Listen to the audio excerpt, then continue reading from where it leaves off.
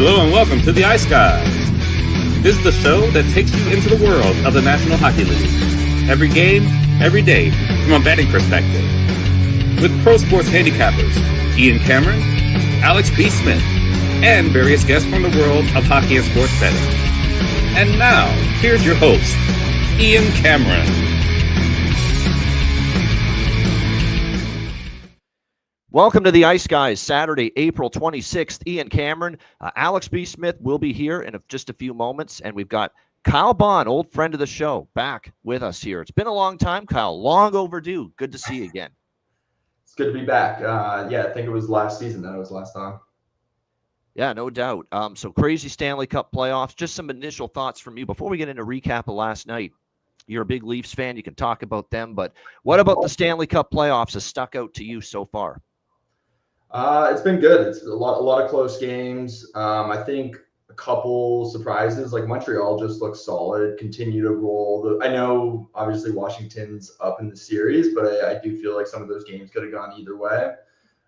It's nice to see the Leafs actually sort of doing what is expected of them. Whether they can close that out remains not to be choking seen. For a change, you mean? Yeah. But they've been in this situation before, and so it'll be interesting. But yeah, no, I think it's been a good start to the playoffs. Obviously, a lot of hockey to be played, and looking. I don't know if there's a clear winner. Maybe Florida at this point just looks very, very dominant, and they're doing that against a strong Tampa team, or at least that was coming into the playoffs strong. Kyle Bond, of course, back in the day with the Toronto Marlies, was part of the Leafs organization too for a little bit with that past playing pro experience that he had. Last night was a fairly solid night overall from a betting perspective for me. It started off, I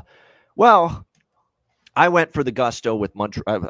I could have done Montreal to get a goal in the first period for one of the two best bets. We ended up going 1-1 with best bets on the show on Friday. But the one that lost was Montreal first period puck line. I took a shot with that at plus 200.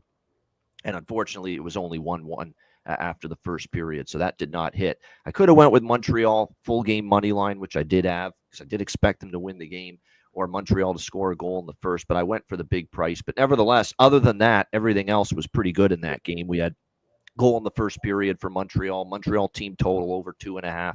A piece of the over 5.5, which was our guest Dana Lane's best bet on the show yesterday, and Montreal money line. And it was a great game, a great win for the Montreal Canadiens yesterday.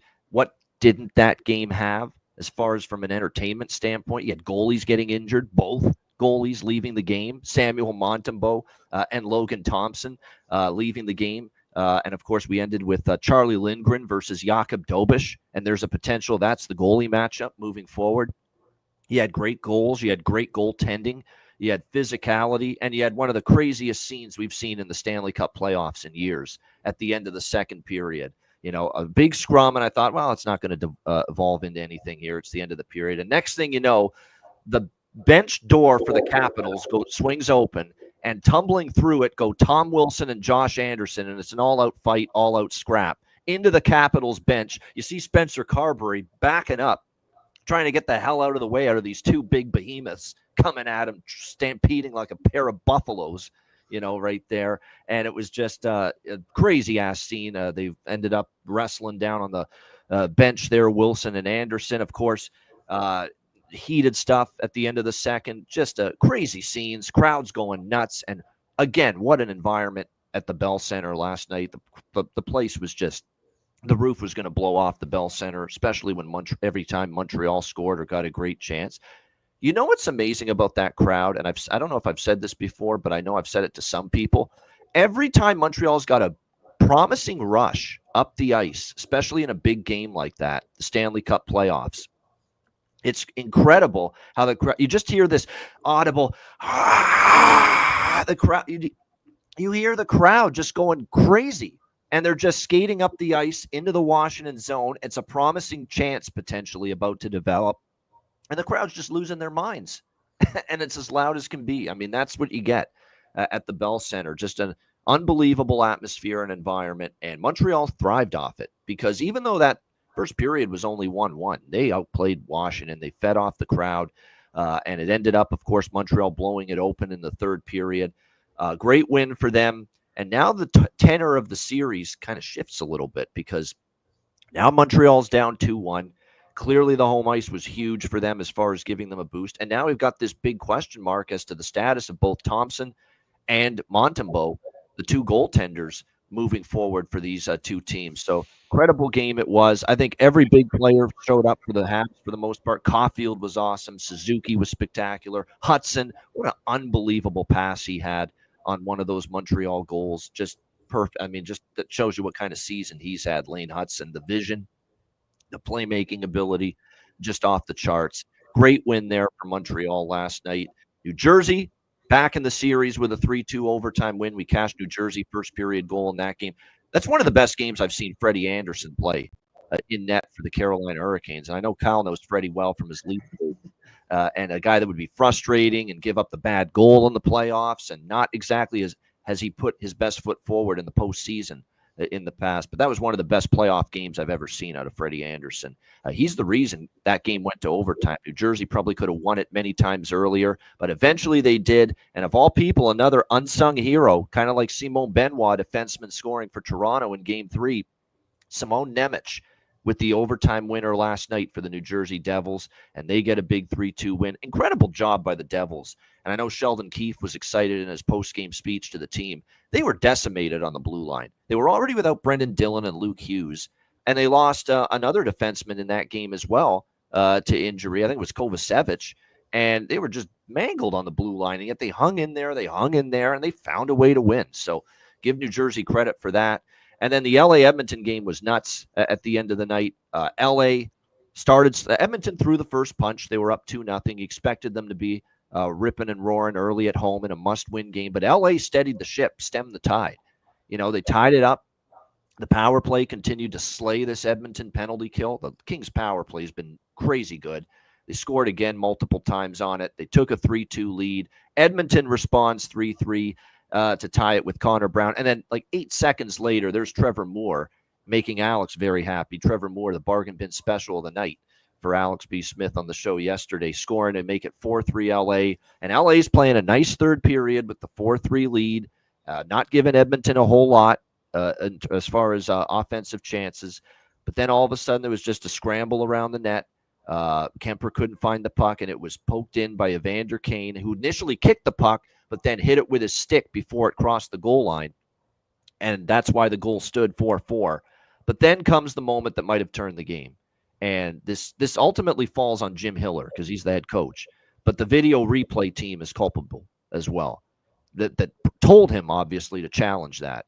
How on earth anyone in their wildest dreams could think that was goalie interference is mind-boggling to me. To me, there was not a chance in hell that was going to be a goalie interference situation there because of the fact that it was really a Kings contact player with Kemper there in that crease. It was a stunningly bad decision to challenge. And it's not just that I don't think they were going to win the challenge. It's going to step back and look at the situation here. Edmonton's just tied the game. They've got the momentum now. This is a game they got to have, but they've got the momentum back. And if you lose this challenge, you're giving this – now, in this series, they've been not as good as LA's power play, but it's still a power play you don't want to give that opportunity to at that stage of the game to take the lead. And then, wouldn't you know it, 10 fucking seconds later, right off the faceoff, Draisaitl to Bouchard in the back of the net, 5-4 Edmonton, and they end up potting a couple empty net goals to make it 7-4. Tough sequence there for LA. I wouldn't have challenged it. I think it was I think it was one of the worst challenges, honestly, I've seen all year. It made some of Dan Bylsma's challenges look, good from earlier in the season, and he had a rough year. Maybe that's why he got fired in Seattle. Just had a rough time with challenge situations. But nevertheless, it was definitely a turning point in the game. Now, it doesn't have to be a turning point in the series because until LA loses a home game, they're fine, and they haven't proven at Edmonton that they can win on the road, and LA really hasn't proven that they can lose at home. So they're still in good shape, obviously, the LA Kings, but you had a chance to take a stranglehold in that series, and you kind of pulled a Denny Green at the end of the night, and you let him off the hook. when it comes to that game last night. And easy as it can be with the over for my second best bet. That's now 17-4 for over 5.5. Kings versus Oilers the last 4 years in the playoffs. Alex, welcome in. Yep. What do you think from last night? There's a lot to unpack. Yeah, quite a bit to unpack, and I'll talk about how the night ended for me personally. But we'll start off with that first game, like I said, Montreal and Washington game, and it was everything that we expected right off the hop. Just seeing the crowds that they were showing. I think it was 2.5 hours before the game started, and it looked like not just your regular like Toronto or Winnipeg outside scene. This looked like they were celebrating winning the fucking East already. It was before Game 3, down 0-2, and I was saying to myself, imagine if they were up 2-0 right now. This place would look like even matter how the limit to what Montreal's home ice could be as this franchise gets better and better is really limitless. If this team ends up being 2-3 years down the line one of the best teams in the NHL, and you're playing them in the playoffs, and they're a top seed, yeah, you're gonna have a tough time winning in that building. So it was a great atmosphere, and I expect that to only get stronger. As we see this young Montreal team developing and get better. But it was just a fascinating game, great old time hockey moment with the guys getting into it in the benches and pretty much close to having a bench clearing ball. It made me think about the old clips I saw growing up of the old Easter the Easter bench clearing brawl back in the day with Montreal and Quebec. It gave me those memories, kind of seeing that stuff. But it was just good to see, and just a great game overall. But the storyline now is a battle of backup goalies, which is really concerning, even more so, I think, for Montreal, of course, than Washington. Now, Charlie Lindgren, we know how great of the last couple of years he's had. He was shakier this year than last year and had a couple of bouts with dealing with some injuries. And Jakub Dobeš looked fantastic in his first few starts, but then we started noticing he gives up the first goal of the game quite often. Something that Montreal cannot afford to have at any point now moving forward in the series. He's got to be tough early in games. So if he's still as shaky as he was in the regular season, one, we could be looking at betting Washington to score first goal moving forward, but two, maybe looking at Washington really kind of moving forward and taking a foothold of the series potentially, even with the Habs getting that win. And then you got Carolina, New Jersey, back and forth game. And I got to watch a little bit of this. I watched more of it as it went into overtime. Like I said, I saw Frederik Andersen was just unbelievable, making big time saves, and that's huge for him.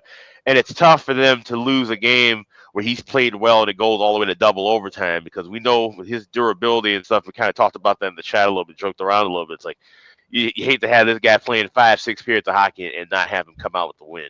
That groin injury is right around the corner. Lower right, body exactly. injury. Freddie Andersen, it's coming. You know it. Exactly. So hopefully they rest him down, give him a massage, ice bath, all that. Put those ice bags on there. Yeah.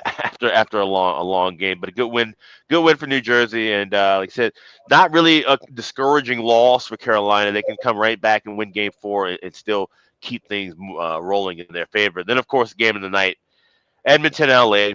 Now, those of you, if you didn't watch yesterday, I went on a rant of talking about the Oilers, how sick I am of hearing about how it was just this intense, ravenous, reaction of, the Oilers aren't dead. In fact, the Oilers are back in this series down 2-0, which every other team we talk about 2-0, we say they're in trouble. But because it's Connor McDavid and the Oilers, it's like they have a 10th life where all the other cats have 9. That being said, they come out hot like they're supposed to. They get the 2-0 lead. LA battles back to get that 2-1 goal, and right then you can tell the crowd difference, where every LA goal, that crowd went down to a hush and then had to come right back up. That's what we talk about with the momentum swings.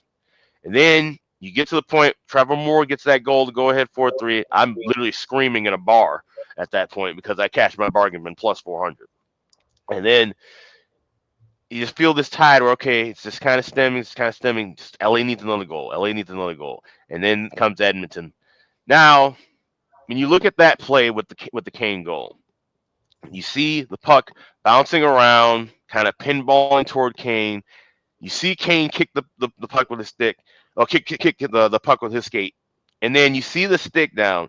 From the angle, and I'm watching it on a big screen TV that's kind of tilted right in front of me. From that first angle, it looked as if he tried to go for the stick and hit the butt of Darcy Kemper. And they waved off no goal from the very beginning. So it made sense that, okay, they're going to take a long look and review this. They come back, say that he hit the stick with the puck.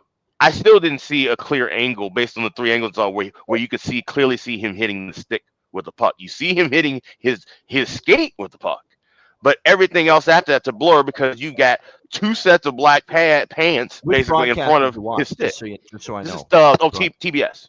Yeah. Hockey the American broadcast that had an angle that did show had a better angle. Yeah. Okay. Yeah. Okay. Yeah. And see, and there you go. That's the proof of everybody should have the same angles because they showed the same 2-3 angles on TNT. Well, they're doing the TBS fucking game from our studio. No wonder they didn't have all the angles. TBS. And based on, but my point is this though: if LA's coaches were watching the footage that everybody saw on Turner, it made total sense for them to make that challenge. And here's why: if they see something different and they call that goal back, the air out of that building's gone. LA wins that game in 7-4, most likely. Yeah. That's how big of a call that was. And so for Hiller, I really don't fault him. He made a coin flip, and he had to know that if he lost this thing, he was going to lose that game. Yeah. But if you win that challenge, the momentum you get for the rest of the series. We all had to do cost-benefit analysis in school. Kyle did, Alex did, I did. There's the cost-benefit analysis says it ain't worth it at that moment to challenge it. Yeah. But here's the thing. This is what I'm saying. And you're right. But I'm saying in as far as cost benefit goes, you're only down now 2-1. You're still on the road. You still had a hell of a showing. You're still pressing this team with the man advantage. It's not the worst loss in the world. No. That would have been demoralizing if that goal comes back for Edmonton. Yeah. A goal that would have tied the game that had that place just rocking and rolling. And then all of a sudden LA goes on the win. That's a whole different loss for Edmonton if that goal ends up coming back than it is a loss right now for LA. So, like I said, if you look at the law of averages in the long term, I don't fault Hiller for that challenge as much as I would. It's not the best challenge in the world, but I understand the risk reward there. It was a humongous risk and a humongous reward on both ends. So, with that being said, they have to move on, play a full 60-minute effort. And there's going to be breaks that go your way and go against you in playoff series. You have to just rock with and roll with those tides throughout a series, no matter how good or bad of a team you are. So, Edmonton did what they needed to do, get the win. Now they have to try and get things back on their side while they have home ice. I still don't think Darcy Kemper played terrible last night, although it wasn't as good as game 1 and game 2. And he's been a little bit worse on the road all year. We've talked about it. His home numbers are just is ridiculous and on the road. But what I didn't like from Darcy last night was it looked like he was on tilt all night. He was agitated all night. He had a burr in his saddle. He was John with some Oilers players. He was getting after the refs for some of the stuff that was going on. That's not Darcy Kemper typical behavior. He's got to take a breath. And I'll tell you this. You're playing well. I'll tell you this too. Give Edmonton credit because they were changing the angles on their shots as well. Yeah. There were a lot of shots that we saw hitting the boards, going right behind Kemper, and those shots Kemper was swallowing those shots up in game 1 and 2. So kudos to Edmonton for also being able to adjust and change the angles of their shot. That was disrupting just as much as having bodies in front of Kemper as well. So that's the thing. These series are all about making adjustments. That was a huge adjustment that I noticed from Edmonton. The shot angles and the shot selection was much better in this game than it was in the first 2 games. No doubt. Kyle, your thoughts on last night? How did it go for you?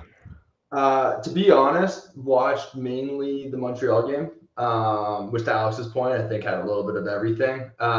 Definitely been keeping my eye on that series because Montreal, they had their backs against the wall at the end of the regular season. Came in hot. Washington, good team. I think they're a tight group. Obviously, you had the Ovechkin storylines. And so again, to Alex's point with the crowds that you were seeing outside the Bell Center, I mean, Montreal is just another level of hockey. Actually quite the contrast to the Leafs arena, which obviously you see outside, which is rowdy, but inside Scotiabank Place, it can be quite quiet. And so was not surprised to see them dominate, especially the third period, and kind of pull away with a dominating win. So excited to see. I could see that one going 7. The other ones, all good games. I'm not terribly surprised with the Edmonton outcome.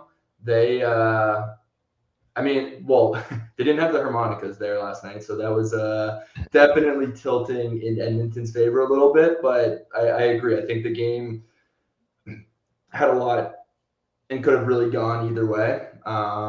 As it relates, not terribly surprised in the New Jersey outcome. Their backs were against the wall. And they needed to really pull out, and so yeah. Good stuff. By the way, you know damn well we're going to see those harmonicas again. Game 5 back in Los Angeles. Now that they've won both games with that, and it's got this big tidal wave of talk, discussion, and chatter. They made it important, like we said on the Betcast. But however stupid it is, if it works, it works. So yeah, you got to bring them back to Game 5. You will, and a Game 7, obviously, if it gets there with the Oilers and the Kings, no doubt. But really entertaining night. LA Edmonton, great game. Carolina, New Jersey, an overtime game. Montreal, Washington, great game with the crazy. And of course, the Tom Wilson meme will go down forever in history. You know, that's going to be that's the newest meme sensation on social media with the crying meme right there. That might even become bigger than Michael Jordan's crying meme from years ago. Oh, yeah, it could be. Because they slowed it down. It was slow motion on Tom Wilson's face as he was doing the crying facial expression. But, yeah, it's all over. I'm not even going to play it because it's all over social media. You guys have probably seen it by now. But, yeah, people are going to be using that one quite a bit. In the months and years to come, no doubt. All right, let's get into Saturday. What a Saturday. If you're a hockey fan and you love Stanley Cup playoffs, you love today. Quadruple header. They've spaced it out one game after another. It's going to be awesome stuff. And we'll begin with, unfortunately, a series that hasn't been so awesome. We expected it to be awesome. It's been kind of a yawn with this series so far. Tampa Bay and Florida. We've got Florida minus 135, home favorites. 5.5 the total in this game. Florida up 2-0 in the series and putting Tampa in a real tough spot because Tampa all year at Amalie Arena has been great at home. They've been not so great on the road. They've been a mediocre road team. And now they're going to have to find a way to probably definitely win at least one game in Florida. Probably have to win two. And because even down 3-1, I can't see them coming back, against this Florida Panthers team. Obviously, we saw what happened with Barkov and Hagel. The 5-minute interference. Hagel got thrown out of the game, and Hagel was issued a 1-game suspension by the player safety department. So he's out, and it looks like Barkov is going to be in. Paul Maurice saying just a couple hours ago this morning that it's looking like probable that he'll be ready to go for this game. So that means that all hands on deck for the Florida Panthers. And, to make matters worse, as if it was already tough for Tampa down 2-0, guess who's back from his 20-game suspension today? Aaron Ekblad. For the Florida Panthers. And he is back in the lineup on the blue line here for Florida, making his first appearance of the playoffs following his 20-game suspension. So, yeah, he was eligible for Game 3 once the suspension was handed down, and he is back today, making a tough task tougher for Tampa.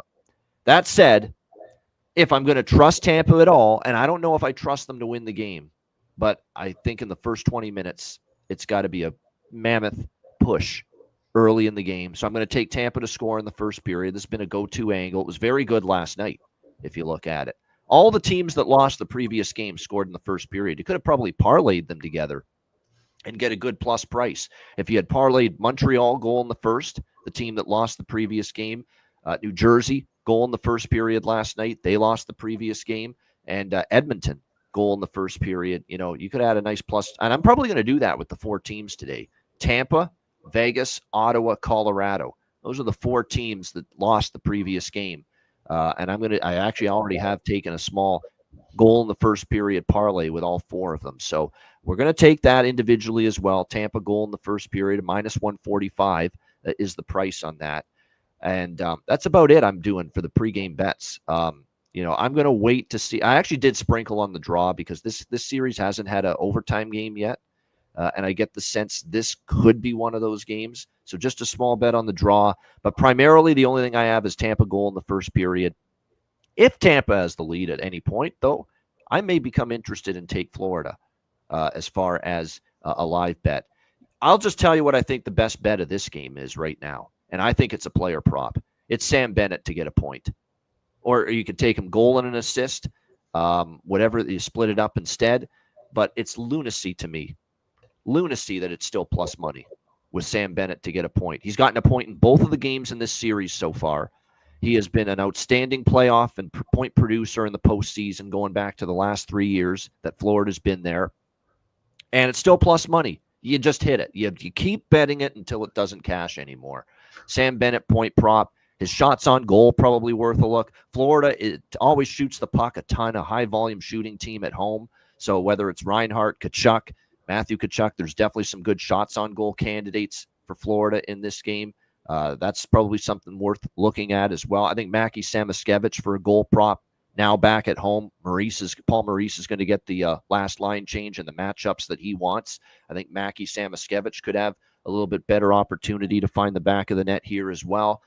And then, of course, on the flip side now, Tampa has had a tough time scoring in this series. 2 goals in game 1 and just the one goal, obviously, in game shutout, I should say, in game 2, 2-0. But there is value with guys like Connor Geekie, Gage Gonzalez, and Nick Paul, which is looking like will be their second line today. It looks like Coop is going to load up Kucherov, Gensel, and Point together. He's going to put them all on the top line, try to get his 3 big boys together all on the top line, see if that can spark something offensively here for the Tampa Bay Lightning in a game they almost have to win. Alex, we'll start with you on this one. Battle of Florida, which has been like one of the most underwhelming series for a series with such high expectations, how great this series would be. Hopefully today, at least, we get a great game, and that changes a little bit as far as the entertainment level is concerned. But what do you think here, Alex? Lightning Panthers game 3. Yeah, I wish somebody would go into both of these locker rooms and remind them this is a fucking rivalry and a playoff series, because we couldn't tell what either one of those things from game 2. It was just one of the most bizarre playoff games I've seen in a very long time, if ever. So I would like to think that we see goals in the. I bet both teams to score in the first period last night. That was the first thing I bet. Not even first period over, because that was a little bit higher last night. Now it's in the range minus $1.10 to $1.25. We're going to be on the betcast now. I'm probably just going to wait a few minutes in the middle of this, bet this thing live. But I like the first period. Both teams score. Both teams need to come out with, like I said, more punch. Florida can't look at that last game as some great win, because it wasn't. They were plotting. Their shot selection was terrible. And the Tampa Bay, of course, even worse shot selection. Nothing goes in. So they need offense. I'm just going to play the first period over live. Both teams to score pregame, and then adjust from there.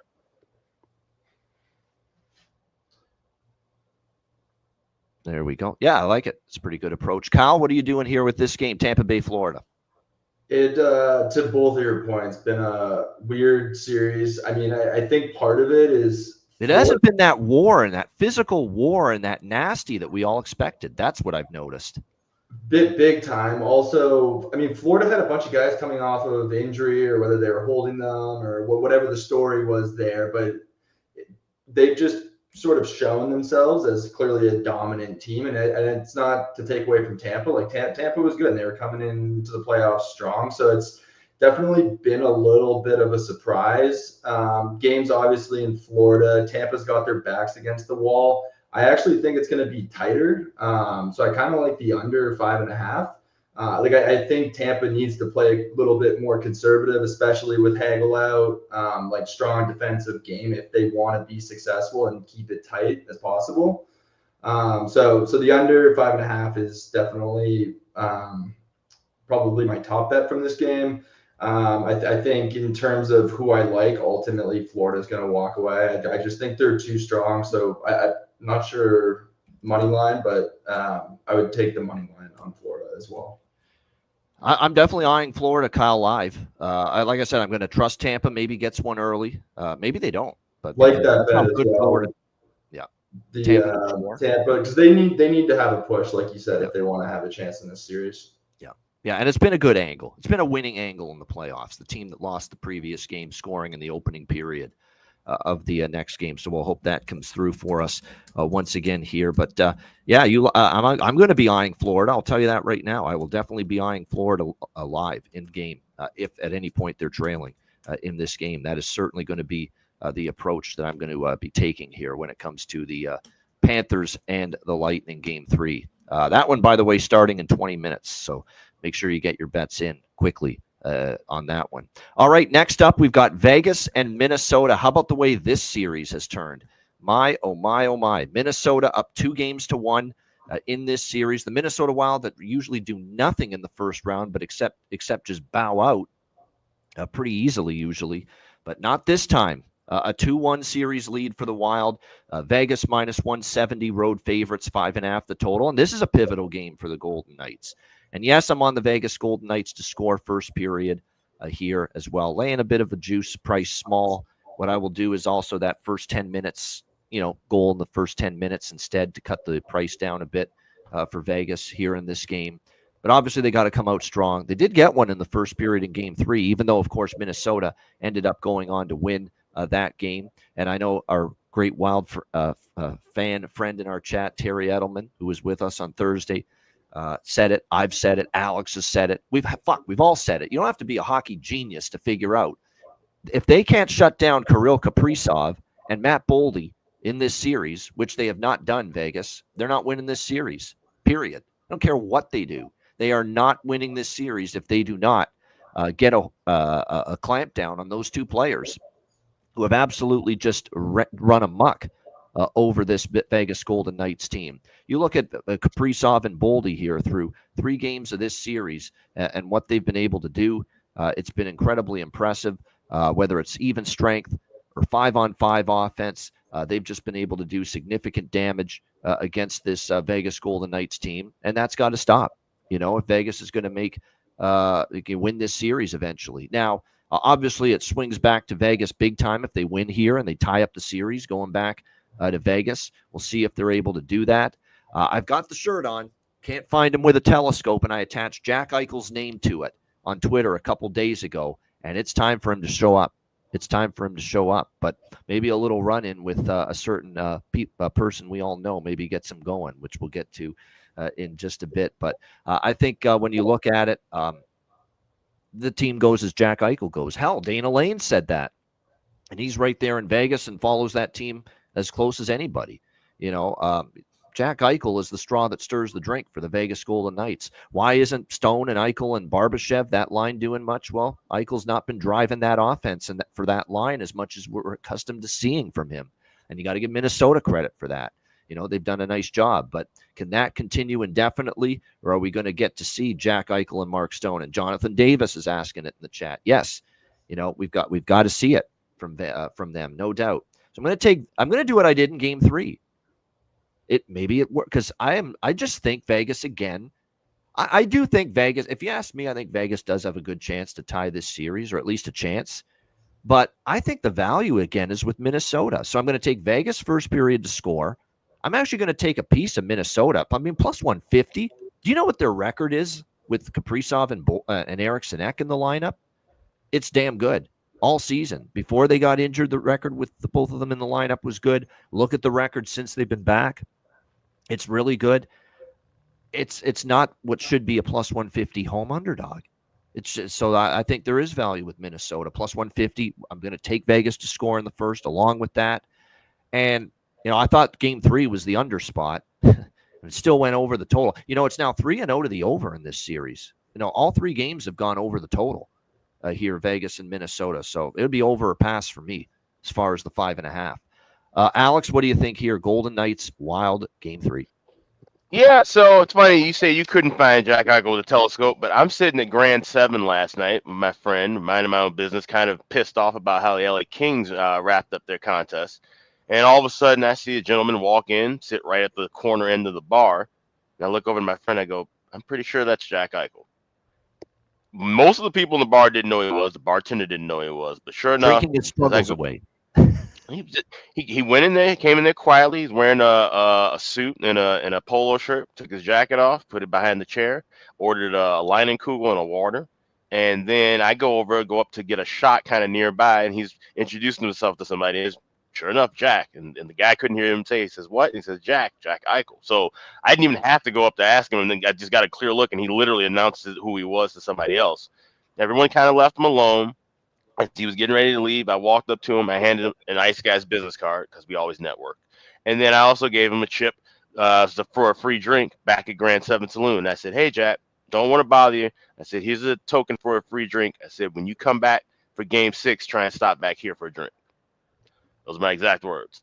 So with that being said, like I said, he's gotta wake up and show up, and he just seemed like he was just in thought. Like I said, he was just kind of just sitting there at the bar, wasn't really like super overly chatting or anything. He had his beer, he went on about himself. So maybe he was doing some soul searching. And the reason I say that too is because the team wasn't even staying in St. Paul.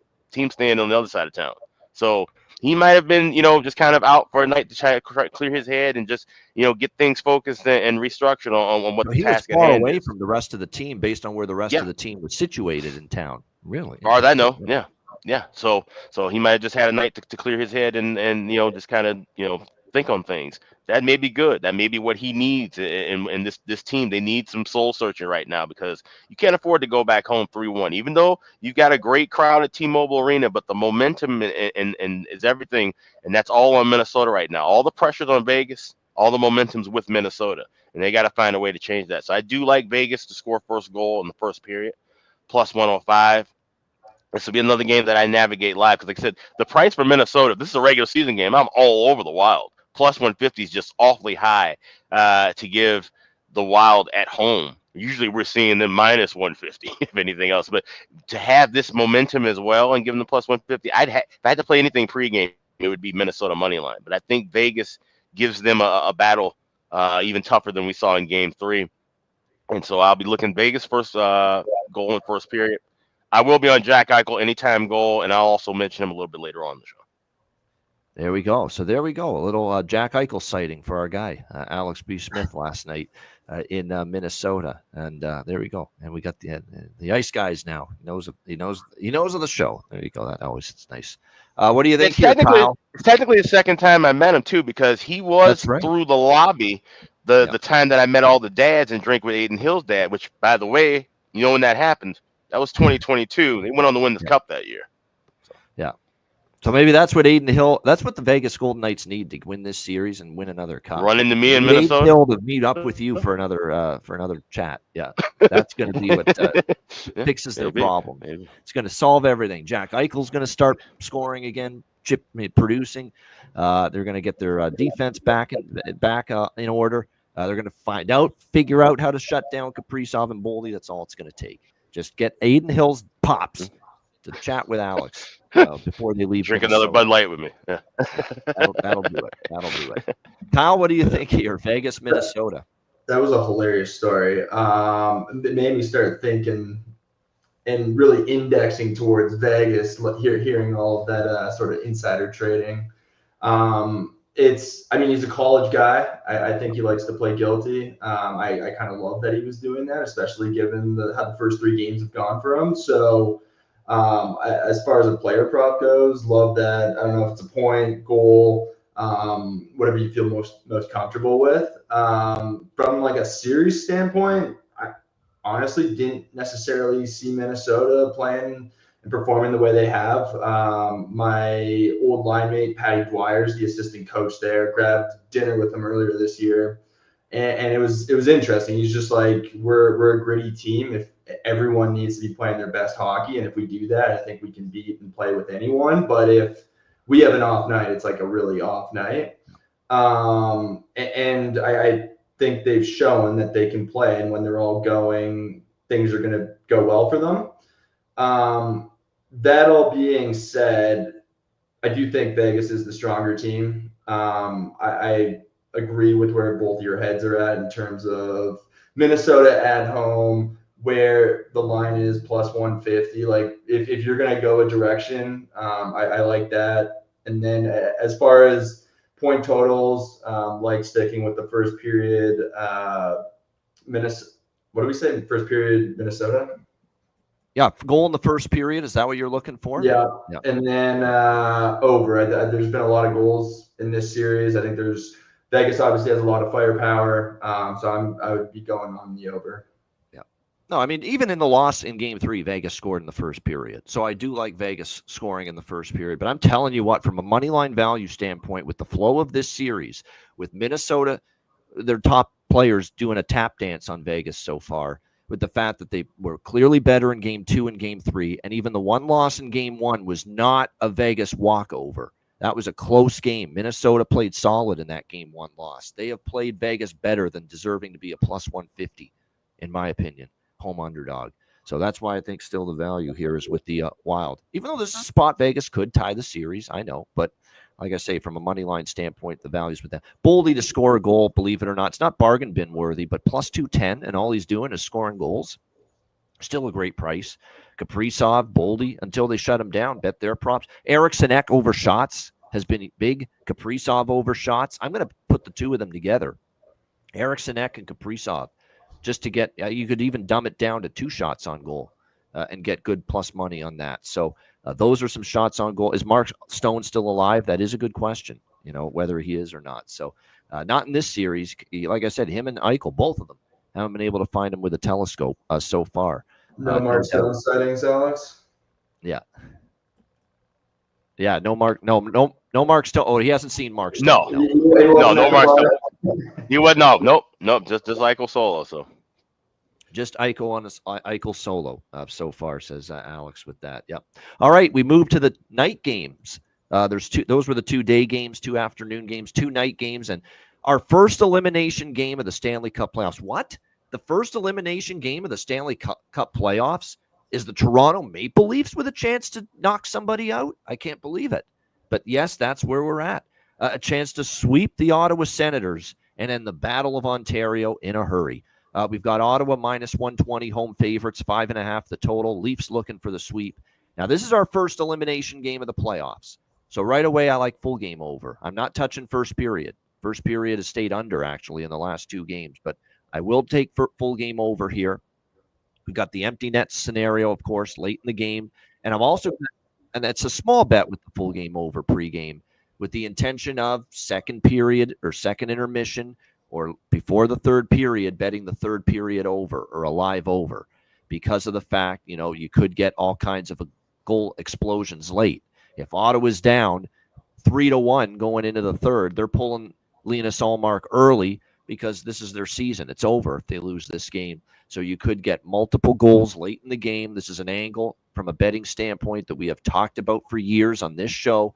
Live over after the second period or third period over in these elimination games, because often you could get 1 goal, 2 goals. I've even seen 3 or 4 goals in the final few minutes of a game, a third period elimination game in these scenarios. So that's a great approach in this game, as it will be for most elimination games throughout the Stanley Cup playoffs.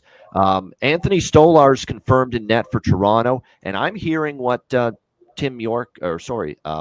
Bailey is correct here. I'm hearing that it's not a given that Ullmark's going to get another start here. Just from a shakeup standpoint, there's some consideration they switched to Forsberg. I'd be surprised a little bit by that, but I think because of the fact the backs are against the wall, and Ullmark was not good in game 1. Game 2 is a little bit better, but still not as good as Stolar's. I think game 3, it's hard to blame him. But at the end of the day, Stolar's been better, period, end of story. And maybe Travis Green looking for a little bit of a shakeup and going with Anton Forsberg. We'll have to wait and see. I'm not saying that's going to happen, but it's possible. Matthews and Marner, getting on the board in this series, that hasn't happened consistently. That's why it's a different Leaf team potentially this year. The team defense has been exceptional. I mean, even though Ottawa tied the game in the third period of the last 2 games, you'd think, same old Leafs blowing a lead in the third. They gave up a goal to Ottawa on the first shot on goal that Ottawa had in the third period of both of those games. So it's just kind of unfortunate. One was a deflection. Another was a really good shot by Brady Tkachuk. They have not given Ottawa much when they've had the lead in the third period. And they have just been great, and they've been opportunistic. And the special teams has been clearly Toronto. Their power play has almost as much as the Kings' power play has devoured the Oilers. The Leafs' power play has devoured the Senators. I certainly know there's heart, I worry about the young team tapping out a little bit, but what I've seen from Ottawa is resilience. They fought hard in this series because they could have won game 2 and 3, even though they're down 3-0. I don't think they give up without a fight. I'm going to sprinkle on the draw in this game because, look, we have seen back-to-back overtime games. So I'll sprinkle on that. Over 5.5 with an intention to bet third period over live as well. That's really it. That's how I'm going about it. Nothing on the side. I would take Toronto again. I'm not laying a price with Ottawa, but I'm not going to. I'm not going to take, at least I'm not going to take Toronto pregame. Maybe if they fall behind again, give up the first goal. Maybe Toronto live at a better price. I become interested. But I'm certainly not laying it with Ottawa. Could they get this back to Toronto for Game 5? Yeah, they could. But I'm not betting it to happen. It could, but I'm not betting it to happen. Alex, what do you think here? Leafs, Senators. Well, in the bizarro kind of year that 2025 has already been, it wouldn't be shocking at all to see the Toronto Maple Leafs sweeping somebody out of the Stanley Cup playoffs. I think that happens tonight. I am on Toronto. I grabbed plus 105 yesterday. Even money, still fine. Of course, elimination game, we're going third period over 2 minus 115 at BetMGM. Also at BetMGM, and they didn't have these up for any game yesterday. I'm glad they're back today. Empty net goal in the game, yes, plus 115. Team to score an empty net goal, Maple Leafs plus 340. So those are my 4 ways of attacking it. Ottawa goes home, Toronto advances. There you go. Just cut and dried to the point. Matthew, hungry Nyes. 1 goal from you and can't describe. Matthew Nyes for the Toronto Maple Leafs to score one more time. We're going to take that. Morgan Rielly to get a point has suddenly cashed in all 3 games here in this series. He's been jumping up into the play more, and you can get plus money on it. So Morgan Rielly to get a point for the Leafs on the blue line. I like that. Timmy Stützle over shots. Yeah, if you're looking for a shot prop. And Brady Tkachuk over shots. He shoots the puck a lot at home as it is. And now in an elimination game, must win. I definitely think we're going to see Brady Tkachuk just shooting that puck from everywhere. So that's definitely a good shots on goal candidate. Him and Stützle are the top 2 shots on goal candidates, I think, in this entire game. Because you would think Ottawa's probably going to outshoot Toronto again. That's kind of been the pattern, especially backs against the wall. So Tkachuk and Stützle are good over shots on goal bets, in my opinion, for Ottawa here. Maybe Stolar's over saves, too, because he's probably going to be busy once again. Kyle, you're a Leaf fan. What do you think? Do they sweep away the Ottawa Senators? I feel like they're different. I saw one of the comments. They just look calm. They've got level heads. Don't seem to be buying into all the noise. I mean, they're still winning in arguably games that maybe they're getting lucky to win, but like not playing well and finding ways to win. Like that's a big change. They're winning tight games.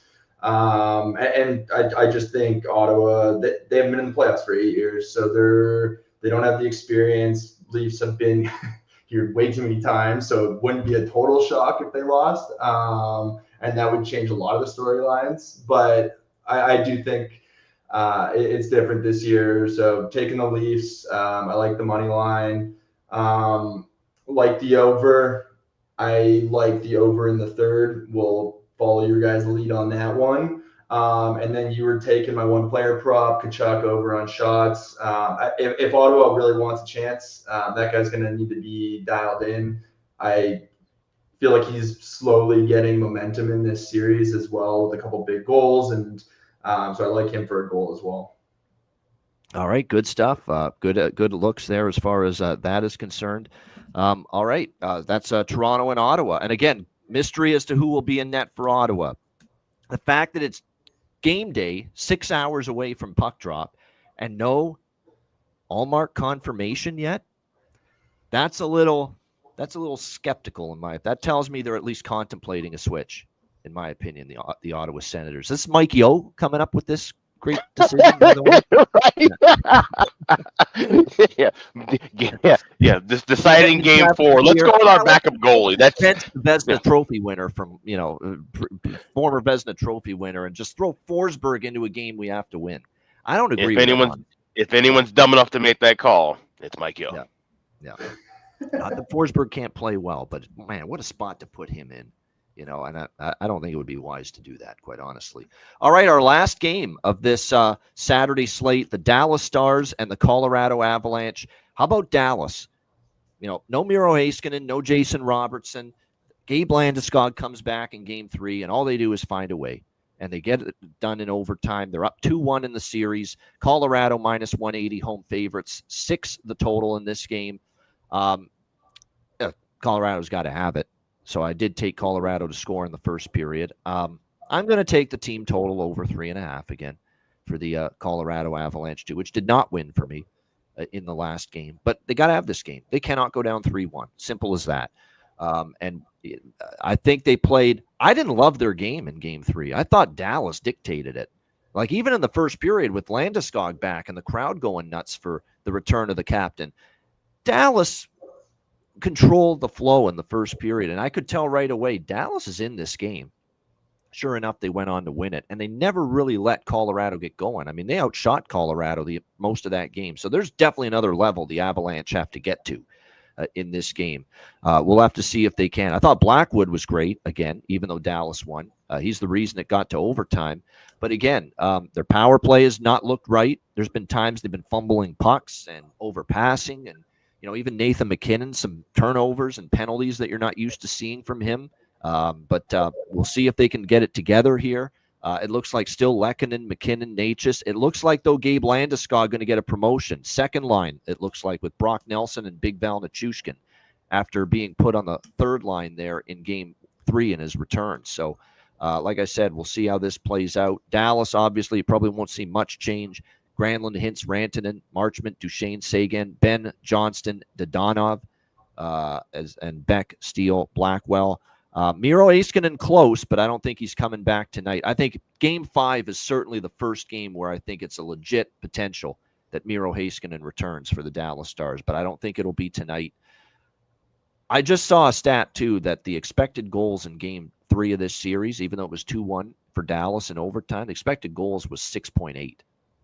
There was some really good goaltending, both sides, Ottinger and Blackwood, in that game. So I'm taking over by Fekta here. I actually feel really good. I think this is the game where we get back to some offense here between these two teams. So I'm going to go over 1.5, over 6 here with the Stars and the Avs split it up. I just feel like based on what I'm seeing, there's been some high danger chances, really a lot of high danger chances in Game 3 that obviously the goaltending was good, very good, in fact. And I think Colorado now, when Colorado's on the front foot, it kind of opens up the game. And they pretty much have to play that way tonight to avoid going down 3-1. So I'm going to go with the over by Fekta here in this one. Nathan MacKinnon over shots. I think you could go with Lehkonen props, Drouin props. Do you take a shot that Landeskog gets his first point back? He's going to be on the second line for Colorado. He's going to get a promotion, so you could look in that direction. For Dallas, I still think Thomas Harley, maybe to get a point. He's been terrific on that back end. Rantanen starting to get going. Maybe you take a look at Rantanen, maybe to make an impact again. He's a big catalyst in the overtime winner, chipping it off the boards to Marchment, who set up Tyler Sagan for that overtime winner. So maybe Rantanen makes an impact, but those are some of the props I would be interested in here for Dallas and Colorado. Alex, how do you see it? Game 4 here with Stars Avs.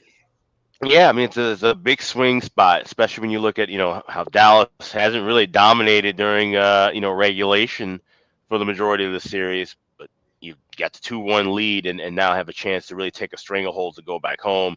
Colorado needs this win. I need Colorado to win because that activates the 6-game, 7-game stack if we get this series tied at 2. But this is one where I'm probably going to be betting that Colorado team total over 3.5 and get minus $1.06 at FanDuel. And I will be betting over by Fekta, but I'm going to just wait and grab that in game. Seeing 6s, a lot of 6.5 at a couple of books.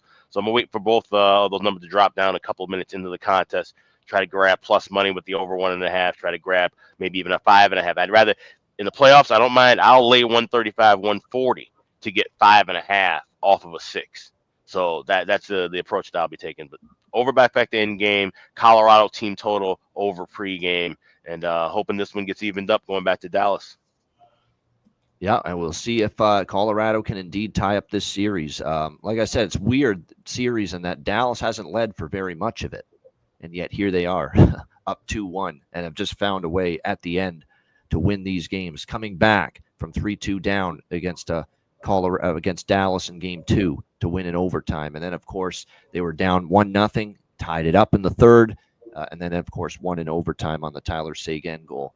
Kyle, what do you think here? Game 4, Dallas, Colorado. It's good. It's a good one. I mean, from who's going to win, too much juice on Colorado. I do like Colorado to win. Colorado needs to win, I think. Especially going back home. You don't want to be doing that down 3-1. I do feel like they're going to open it up. Would agree with both you guys. So I think if you can get over 6 or find that over 5.5 anywhere, that would definitely be the play. Like betting that live mid-game. I like over 1.5 in the first period. And then from a props perspective, I think you need McKinnon really going. Like him for over 1.5 points. Yeah, I mean, McKinnon has got to get going. I think he's going to be shooting the puck a lot because he had, well, hell, in game 3, he shot the puck a lot. He had 9 shots on goal in game 3. And he's definitely someone that's going to have to be, a focal point in obviously them winning tonight. So I agree with that. I think definitely to look at that as far as a prop is worth it here in this game. McKinnon, any McKinnon stuff, but especially the shots on goal, because you figure he's got to be ripping that puck from anywhere. And of course, like I said, Ottinger, the only concern is Ottinger and Blackwood are playing well. I think the chances will be plentiful in this game. Will they go in is the question, because the goaltending as this series has gone on has been pretty damn good, both guys. And that's the thing with this game. If it goes over, it won't necessarily be a night, I feel like, where it's bad goaltending. I think we're just going to see good offensive play from both teams, and sometimes that happens in the playoffs too. You can't always kind look of pretty at plays that no goalie has a chance on. Correct, right? Yeah. And that's the thing. You can't always look at that. We looked at I looked at the log sheet yesterday talking about the struggles with Connor Hellebuck on the road, but you just look and see. Well, he gave up there was a lot of games where he had 4 goals given up, 5 goals given up, but they were wins too. So that's the thing. You have some of these games in the playoffs where, okay, both goalies were good. The offenses were just better, and it ended up being a 6-5 or 7-6 kind of battle. Yeah, no doubt. That's possible. We see that maybe one more time here tonight between these two teams. Or, yeah, it is a night game. So, there's day games, so I'm getting confused here. But, yeah, night game here with Dallas and Colorado. Great stuff. Great analysis, of course, as always, from Alex B. Smith and Kyle. Great stuff. So, Kyle, you're not worried about the 3-0 blown series here for Toronto, correct? You're not, right? I mean, history has a way of repeating itself. So there are still Leaf fans I know that are saying, I'm not excited yet. I mean, I could see us. Oh yeah, this. I get it. I'm like, come on, you guys. Do you not think you've seen enough evidence to tell this is a different team this year? But I get it. It is. It's just. Yep. If somehow they lose this game, then the storylines start. They're going back to Toronto, but now the sticks are getting gripped a little bit, and they haven't been playing like their best hockey. There's been glimpses of it. I think game 1 you saw first period of game 2, but they need to have that killer instinct, and hopefully they can shut all the haters up tonight. Absolutely. We instinct. talk about that every postseason. Killer instinct. Yeah. Yeah, show it. I mean, they've shown it all playoffs. Why stop now so far? They've shown it in the 3 games so far. Keep doing it. And you know what? I think they will show it, because I like what Mitch Marner said yesterday, or I think it was after game 3. The job's not done. I think that was, or some similar quote to that. Like, we haven't done anything yet. The late great Kobe Bryant. Game's the hardest one to win, is what he said too. Yeah. The late great Kobe Bryant. Job not finished. Job not done. Yeah. You have to take care of business, finish the fight, is what I always say. And that's what Toronto's got to do tonight. And that is definitely what they've got to do. And like I said, I like that he's thinking that, Mitch Marner, especially one of the guys that's, let's be honest, he's done jack shit in the playoffs in years past. This is the guy that's been reprimanded more than anybody for not stepping up and not producing in the playoffs like he does in the regular season. And for him, to step up and make that kind of a statement tells you maybe they're wired differently. And I think Berube is a big part of this. Like Berube just saying, just go out there and play. Absolutely. Stop thinking about the ghosts of the past, the demons of the past, the failures, the collapses, the choke jobs, you name it. Just go out there and play. He has said that like several times already during this series. Just go and play, even after the games got tied in the last 2. Yeah, just go and play. Based on what we've seen in the regular season, we all know it's a runaway. Spencer Carberry wins Jack Adams. Yeah. But if you had to give a coach of the playoffs award right now, of all the coaches, without question, it's Craig Berube. He's got everything at a tempered expectation, something that we haven't seen from Toronto in the last 20 years. It's just a complete flip around. He's telling Mark Savard, calm the fuck down on the bench after celebrating too much over one of the Leaf goals. Like, what the hell are you doing, man? That video is hilarious still. Yeah, it is. Yeah. No doubt. And I like where their mental space is at right now, Toronto.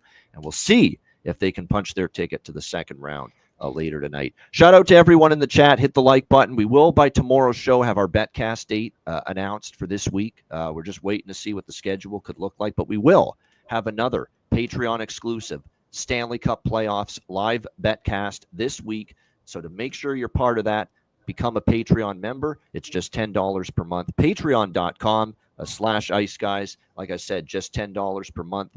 Make sure you check it out. And again, you'll get access to goalie charts, totals charts, our daily betting card, sides, totals, player props posted each and every day. And of course, access to our Patreon exclusive live betcast coming your way later this week, and all future Stanley Cup playoff live betcasts that are Patreon exclusive. And many of them will. We're only going to have one free betcast in May, open to the public, and one in June. Everything else will be a Patreon exclusive live betcast during the Stanley Cup playoffs. So make sure you get on board. Just $10 per month. Patreon.com/Ice Guys. Also, check out the Ice Guys store, iceguys.myspreadshop.com. You got 3 days left to save 20% off of all items in the store right now. Just hit on the redeem button at the home page, add all your items to your cart. 20% will be available and taken out at checkout. So we got all kind of great shirts and hats and hoodies, all kind of different items, and it's getting nice and warm out. So good time to get a shirt or a cap or something over at the Ice Guys store. That's iceguys.myspreadshop.com. All right, good stuff. Make sure you check it out and get some of this great gear like this. There you go. Can't find him with a telescope. We'll see if Jack Eichel gets off the T-shirt category tonight, this afternoon, perhaps. In game. And we'll have Alex to thank if it happens, obviously, if that does indeed happen and he plays better for Vegas. All right, we got Bargain Bin Special of the night and Best Bets coming up in just a moment, right after we hear from our great Ice Guys sponsors.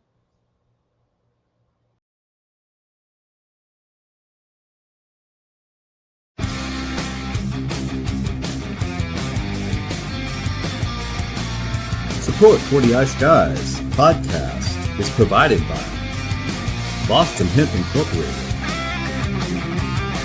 Tailgaters Social, and a big thank you to all that subscribe to the Ice Guys Patreon page.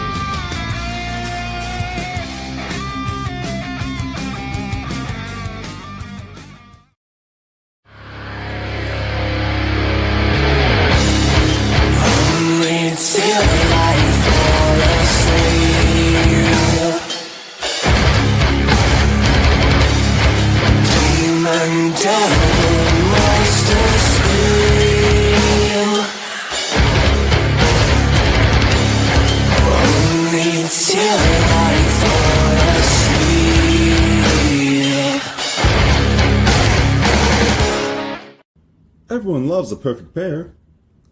Bacon and eggs. Thunder and lightning. Mario and Luigi. A hot dog with fries. Ian and Alex B. That's right. Everyone loves a perfect pair. So why not pair up your game nights with Boston Hemp? From exotic flower to concentrates and edible products. You'd be hard-pressed to find a better pairing than Boston Hemp and hockey. Check them out today at bostonhempinc.com. That's bostonhempinc.com. Boston Hemp Incorporated, the official smoke sponsor of the Ice Guys. Void where prohibited by law. Not available outside of the United States. Must be 21 or over to obtain products. Check your local regulations to see if Boston Hemp is available in your area. Hey, Ian, I got to tell you about this app I've been using lately called Kalshi. Kalshi.com. Did you know it's the only place where you can trade on March Madness in all 50 U.S. states? I have heard about this, actually. Kalshi is the first and only legal prediction market that lets you trade on real-world events with the look and feel of stock trading, whether it's who will win elections, who will win the Grammy or Oscar awards, or what the price of Bitcoin will hit this year. You can bet you trade on just about anything on Kalshi. With over 1 million users across all 50 states and over $1 billion worth of trades, Kalshi is an absolute game changer. And with March Madness coming to a close, baseball about to get in the full swing, playoffs on the horizon in hockey and basketball, now's the time to sign up to trade with Kalshi today. Sign up at kalshi.com/iceguys, and the first 500 traders to join and trade 100 contracts, you will get a free $10 credit added to your account. So don't miss out on all the action. Join Kalshi today at kalshi.com/iceguys. That's kalshi.com/iceguys. Shout out to all our great sponsors. Boston Hemp Inc., 20% off using the promo code IceGuys at bostonhempinc.com. And, of course, kalshi.com/iceguys, a great trading platform. Make sure you get on board and check that out as well. We have Florida on the board already. Worst start possible for the Tampa Bay. You're trying to get some momentum in a series. You're down 2-0, and we're not even 3 minutes in, and you give up the first goal, 1-0. There's our Panther sound right there. I got to get that out. 1-0 Florida to start this game. So we'll see how Tampa responds to this now.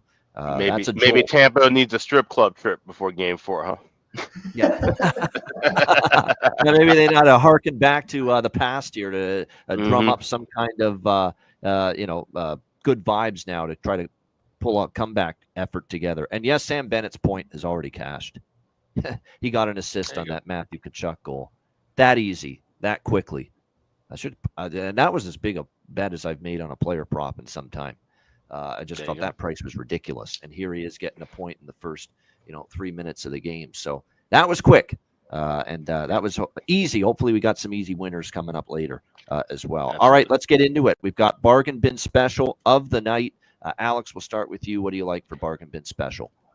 Game 4, head up the street to XL Energy Center. You got Vegas taking on Minnesota. And like I said, you couldn't find him with the telescope. I found him in the bar last night. Jack Eichel. Let's get him to score the first goal of the game. 12-1 available at FanDuel. So I'm taking a shot with that. Jack Eichel to get on the board for Vegas in the first goal of the game at plus 1,200. That's my Saturday Bargain Bin Special.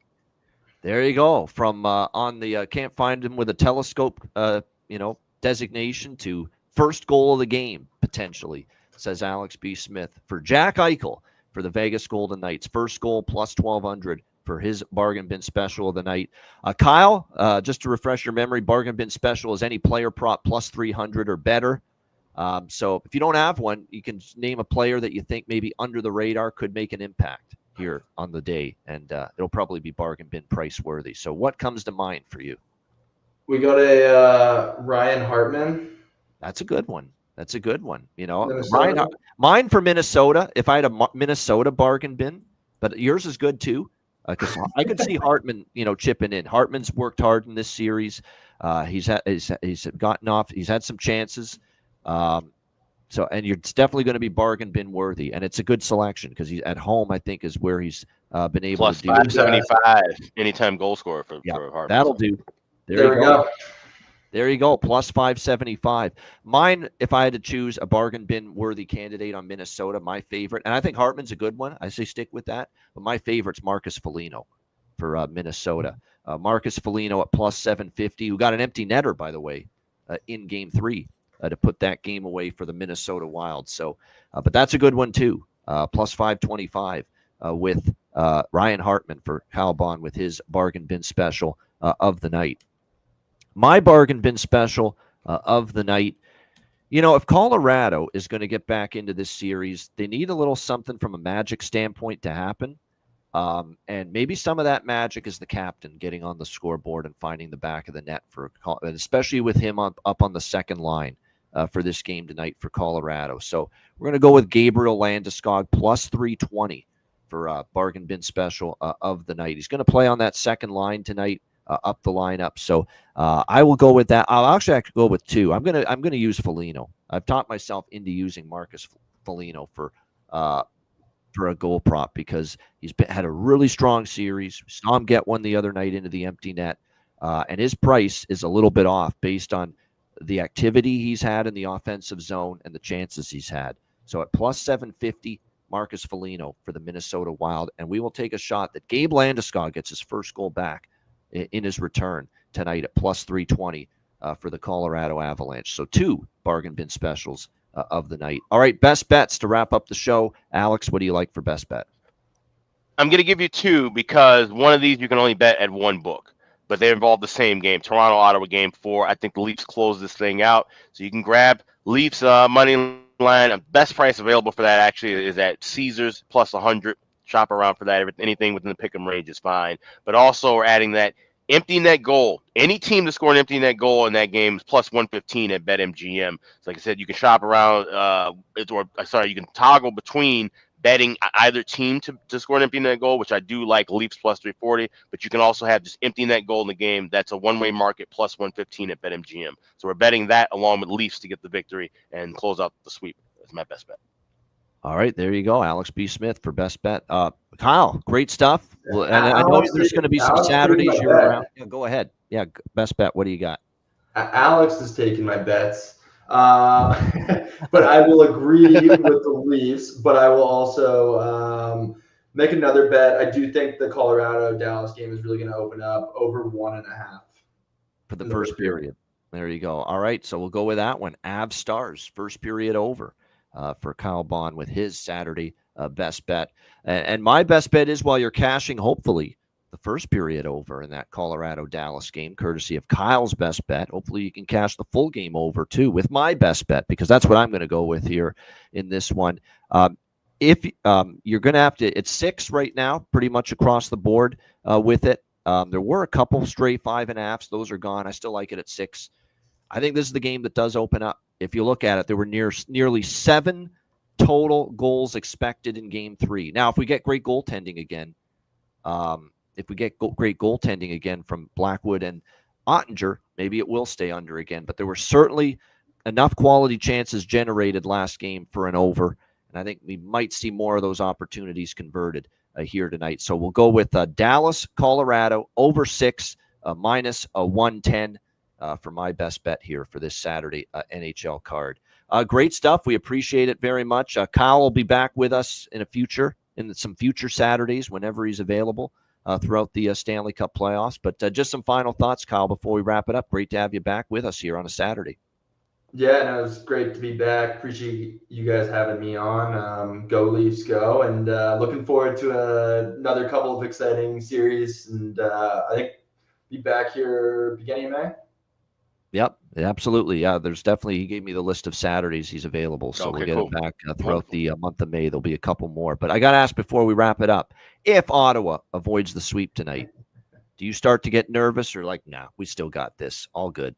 No, it's different this year, and I agree. I think there's like the mindset, the defense, like they're eating pucks. There's just stuff we haven't seen in the past, and so I'm confident they'll pull through this year.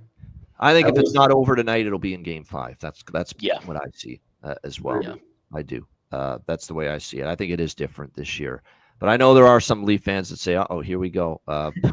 Game 7, here we come," even if they lose tonight. But that's the negative Nancy of losing and disappointment that's been ingrained in some Leaf fans because of all these years and all these decades of disappointment. But hard to eradicate that. But I do feel in my heart of hearts it's different for this group this year, and they will look to complete the sweep tonight. This is a great Saturday. Tampa, Florida is already off the board and underway. 3 more games later. We hope you all enjoy it. Hit the like button on the way out. As a shout out to everyone in the chat. Thanks for joining us as always on a Saturday. A reminder, the Ice Guys is live 7 days a week, Monday to Friday, 2 p.m. Eastern, Saturday and Sunday, noon Eastern. If you can't watch the show live, download the Ice Guys podcast in audio form on all major podcast platforms, Google Podcasts, Apple Podcasts, Spotify, Stitcher, iHeartRadio, Amazon Music, and more. Download the Ice Guys podcast when you can't watch the show live. For Alex B. Smith and our guest, Kyle Bond, I'm Ian Cameron. Have a great Saturday. Enjoy the games and good luck. And we'll be back tomorrow on Sunday, noon Eastern, for another edition of the Ice Guys.